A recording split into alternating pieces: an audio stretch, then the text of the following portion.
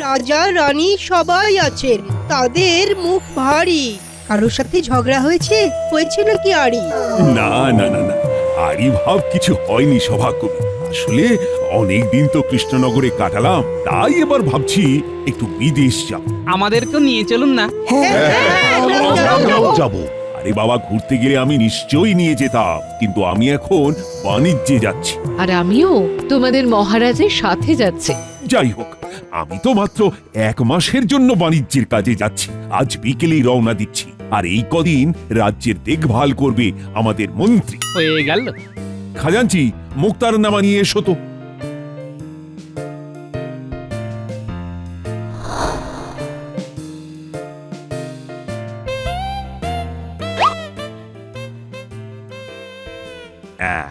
এই কাগজ হলো ক্ষমতা প্রদান পত্র, অর্থাৎ মুক্তারনামা।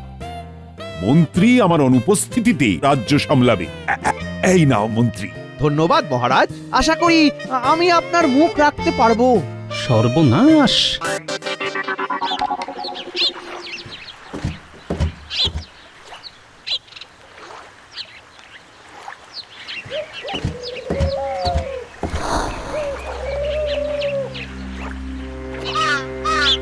উফ, কষ্টে আমার বুকের ভিতরটা ফেটে যাচ্ছে। মহারাজ রানীমা চলে গেলেন, তোমরা চলে যাও।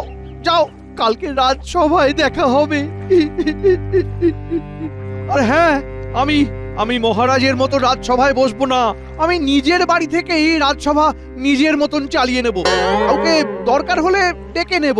আচ্ছা, আমরা আমাদের বেতন পাবো তো? না, এই 1 মাস আমি কোনো বাজে খরচ করতে চাই না। তোমরা সবাই অকাজে। এটা কিন্তু খুব খারাপ হচ্ছে মন্ত্রী মশাই। বেতন না পেলে আমাদের সংসার চলবে কি করে? সব তোমাদের ব্যাপার। যাও যাও যাও, নিজের নিজের বাড়ি যাও। যাও।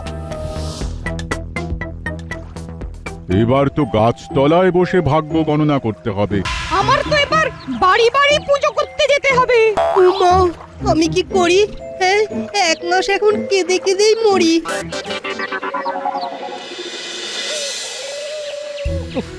মন্ত্রীটা আর কোনোভাবেই শুধরালো না। হ্যাঁ, মহারাজ যেতেই শয়তানি শুরু করে দিল। এখন 1 মাস হাতে লণ্ঠন।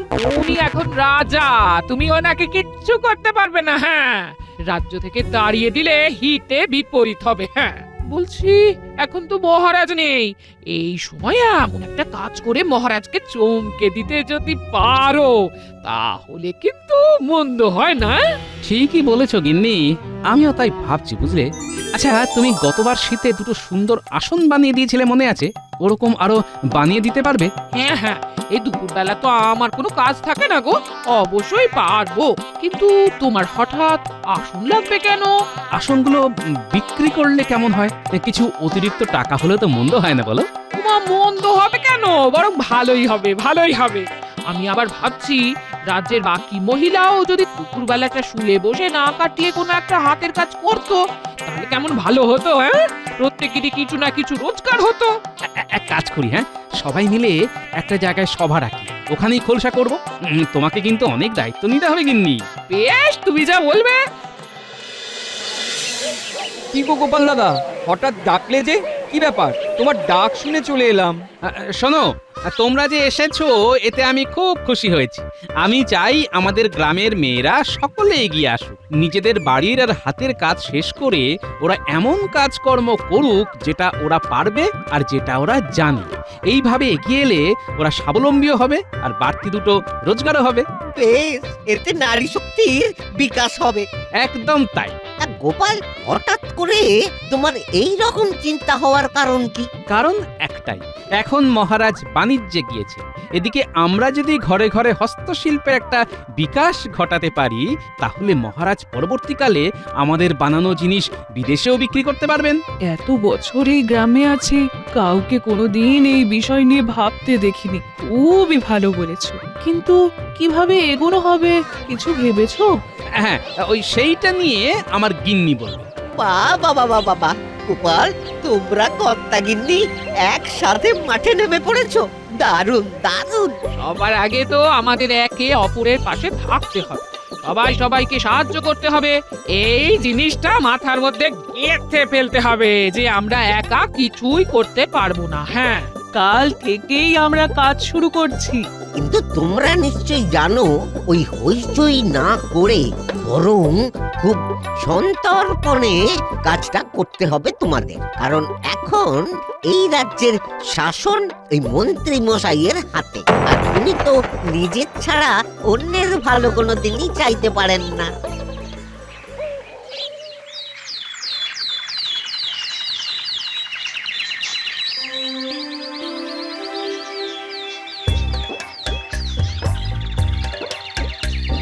কিরে সন্ধ্যা, হাঁ করে দাঁড়িয়ে কি দেখছিস?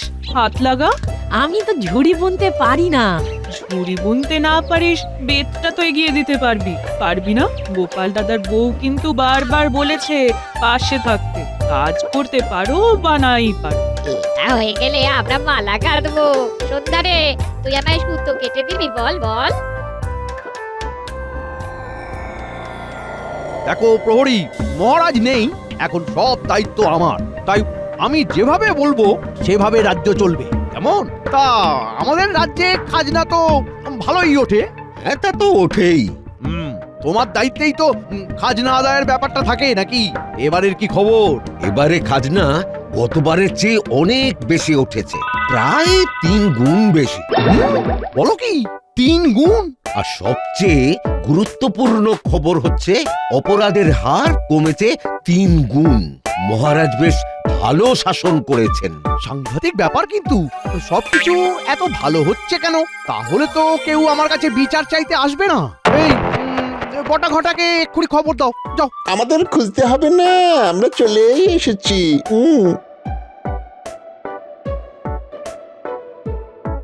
তা আমি রাজা হওয়ার পরে কারো মনে রাগ ক্ষোভের কোনো খবর আছে নাকি?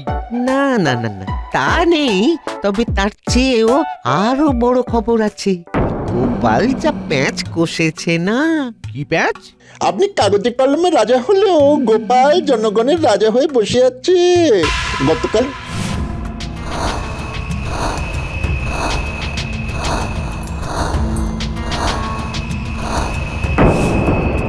না না না, এভাবে বেশি বার বাড়তে দিলে চলবে না। গোপাল, গোপালের বউ আর বাকি রাজ্যবাসীদের প্রত্যেকটা কাজের ওপর তোদের নজর রাখতে হবে, বুঝলি? তো রাখবই। এখন আপনি রাজা, শুধু আমাদের ওই বকশিসটা এবার হাত খুলে দেবেন লক্ষ্মীটি। ঠিক আছে, আরে সেসব নিয়ে তোদের আর ভাবতে হবে না। যা যা, এক্ষুনি কাজে লেগে পড়, যা।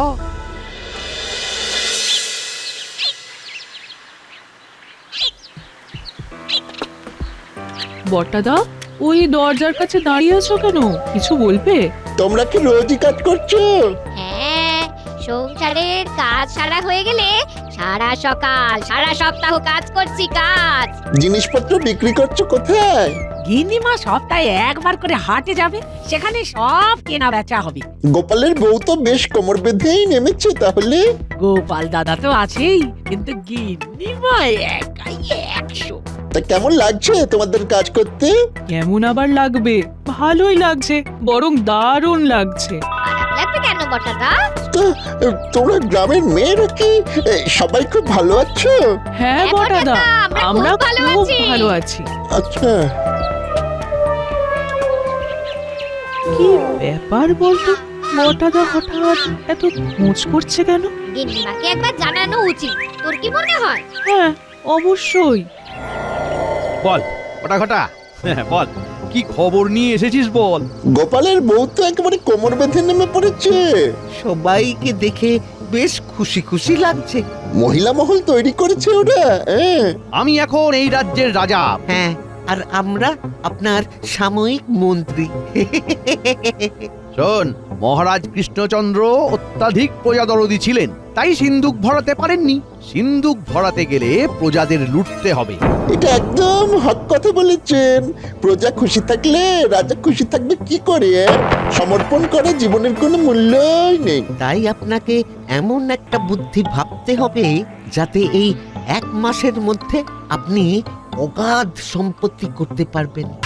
প্রচুর পয়সা কামিয়ে চিরকালের জন্য বিদেশ চলে যাবেন। এই তো একটা মনের মতো কথা বলেছিস এতক্ষণে।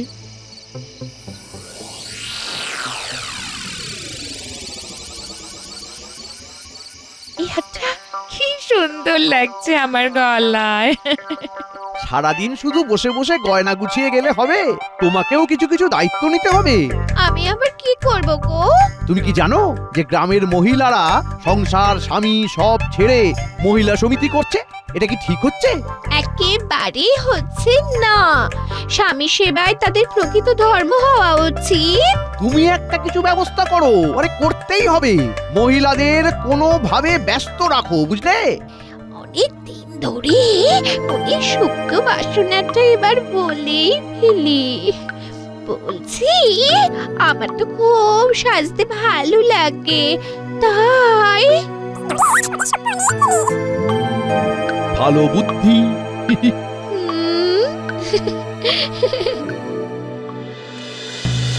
শুনুন শুনুন শুনুন, আগামীকাল থেকে গ্রামের সমস্ত মেয়েদের মন্ত্রীগিন্নি সেবায় সময় দিতে হবে।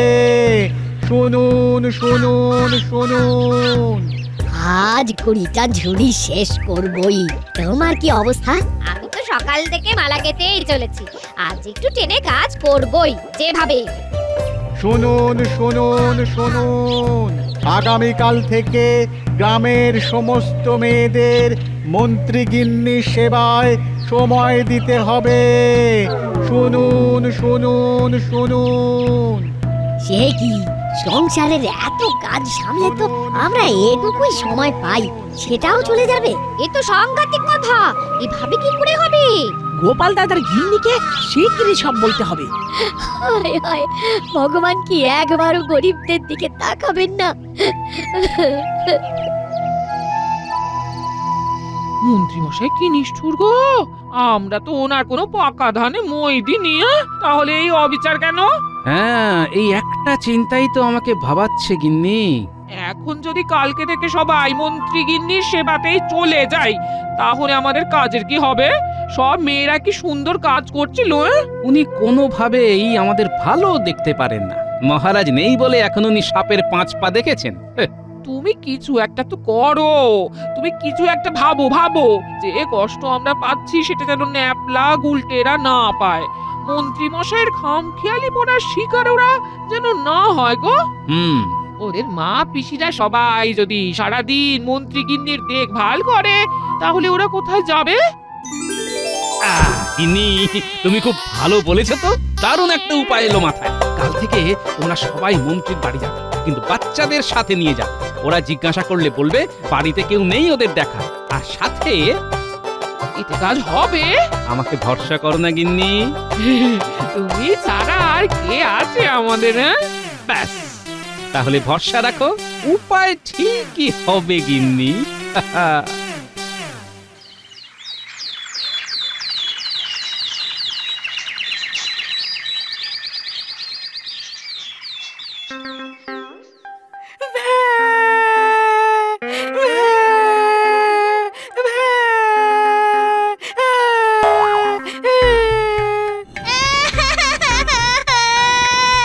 আমাদের খিদে পেয়েছে, খেতে দাও।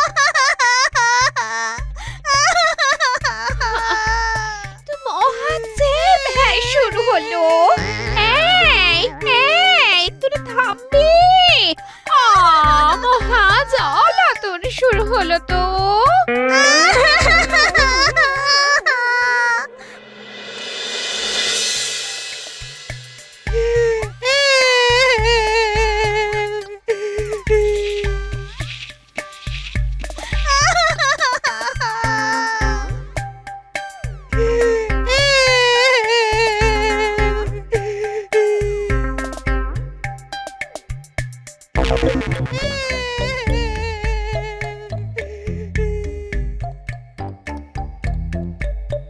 আরে তোমাকে উপায় বার করতে বলেছিলাম, তুমি তো চাঁদের হাট বসিয়ে দিলে। হ্যাঁ, একটা কাজও কি তোমাদের দিয়ে হবে না নাকি? তোমার কথা মতো কাজ করেছি, আর আমি কি করব? দূর করো সবাইকে। আমি অন্য উপায়ে এদের জব্দ করব। আর আমাকেই মাঠে নামতে হবে। হ্যাঁ,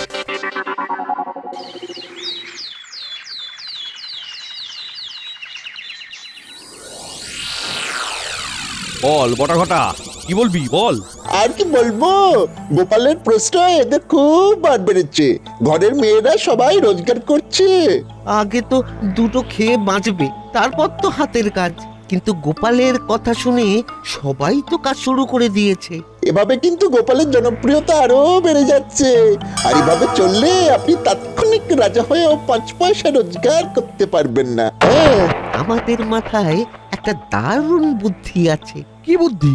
এক কাজ করুন, চারিদিকে রটিয়ে দিন উন্নয়নের জন্য কাল থেকে প্রত্যেক পরিবারকে 50 মোহর করে খাজনা দিতে হবে। কারণ তারা ঘরে ঘরে কাজ করছে, তাও আবার রাজার অনুমতি ছাড়া। ঠিক বলেছিস।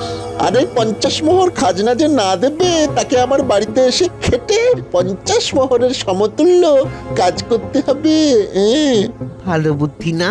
আপনার বাড়িতে কাজ করার ভয়ে সবাই মোহর দেবে, কারণ ওরা জানে এদিকে কাজ করলে ওরা নিজেদের হাতের কাজ করতে পারবে না। সাব্বাস! এই তো দারুণ বুদ্ধি, দারুণ। শোনো শোনো শোনো, রাজ্যের উন্নয়নের খাতিরে প্রত্যেক পরিবারকে 50 মোহর করে খাজনা দিতে হবে। এই খাজনা আগামীকাল সকালে সকলে মন্ত্রী মশাই অর্থাৎ বর্তমান রাজার বাড়িতে দিয়ে আসবে।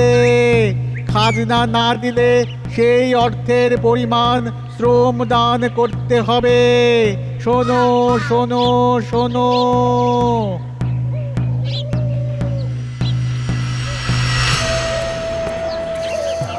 অনেক কষ্টে তো মেয়েগুলো ঘুরে দাঁড়াচ্ছিল, এর মধ্যে আবার নতুন ঝামেলা। গোপাল গোপাল, তোমরা এটা মেনে নিও না। বলছে খাজনা নাকি 50 মোহর।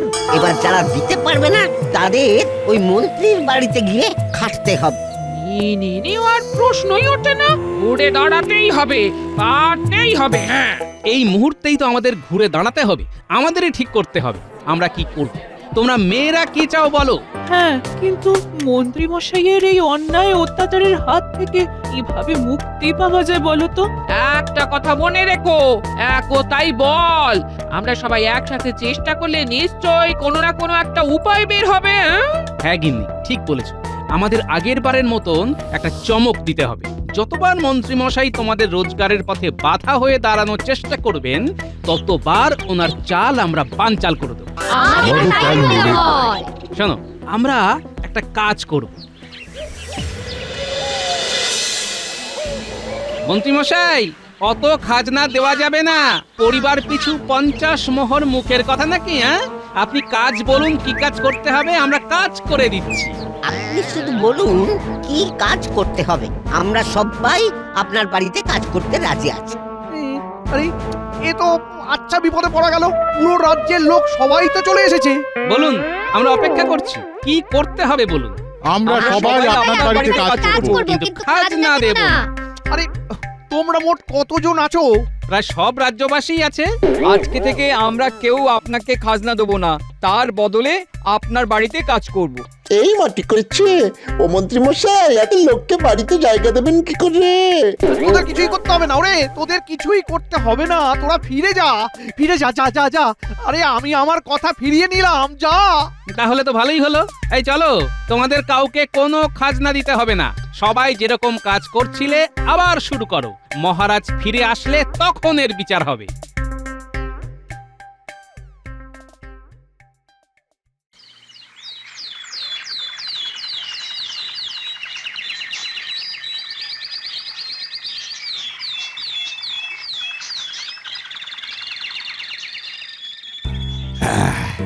সত্যি বেশ ভালোই বাণিজ্য হলো। অনেক দেশের রাজাদের সাথেও কথা হলো। আমাদের দেশের আনাজ শস্য এবার বিদেশে রপ্তানি হবে। তা তোমরা সবাই কেমন আছো বলো? আমার অবর্তমানে মন্ত্রী কেমন রাজত্ব চালিয়েছে? খুব খারাপ মহারাজ। আপনি চলে যাওয়ার পরের দিন তো ওই আমাদের রাজসভায় আসা বন্ধ করে দেন। 1 মাস বাড়ি বসে কাটালাম। এই সব মিথ্যে কথা। সবাই সত্যি কথাই বলছি। আপনি একজন ঠক। মহারাজ, আপনি আর যাই করুন, মন্ত্রীর হাতে রাজ্যভার দেবেন না। আপনি চলে যাওয়ার পরে তো আমাদের রাজসভার কাজটা চলে যায়। তাই আমি নতুন বুদ্ধি বের করি। গ্রামের মেয়েদের দিয়ে হাতের কাজ করানো শুরু করি। তারা বেশ খেটে রোজগার করছিল, কিন্তু তাতেও ওনার কুদৃষ্টি পড়েছিল। একদম বাজে কথা বলবে না। আমি তো রাজ্যের মঙ্গলের জন্যই 50 মোহর করে চেয়েছিলাম। রাজ্যের না নিজের মঙ্গল সেসব ভালোই জানা আছে মন্ত্রী মশাই। আরে ঠিক আছে ঝগড়া থামাও। শোনো গোপাল, তুমি বলছিলে না রাজ্যের মহিলারা হাতের কাজ করা শুরু করেছে, ওটা কিন্তু চালিয়ে যেতে হবে। এরপরে শস্যের সাথে বিদেশে আমরা আমাদের হস্তশিল্প পাঠাবো। দারুণ দারুণ প্রস্তাব মহারাজ, দারুণ প্রস্তাব। এভাবেই নারী শক্তির বিকাশ হবে। ধুস, এবারেও গোপাল বাজি মেরে দিল। আমি তো কিছুই করতে পারলাম না।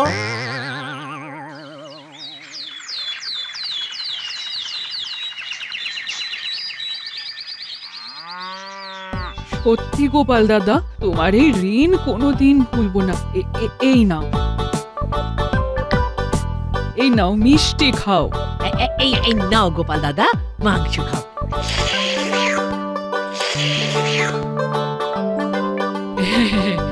এই নাও